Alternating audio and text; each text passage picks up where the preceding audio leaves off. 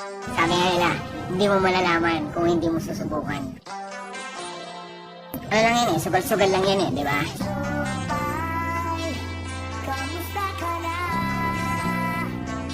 Kung lagi kang takot sumuga sa isang bagay dahil takot kang mawalan,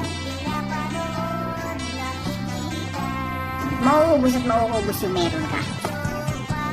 Pag takot kang isugal yung meron ka, hindi kayo magkakaroon. Hindi ka nga nawalan, hindi ka rin magkakaroon. Kung ano lang yung meron ka, uubusin mo na lang yun. Yung takot ka na sumubok na mas mapag-grow pa yung bagay na meron ka. Yung desisyon natin ngayong araw, yun yung magiging buhay natin, di ba?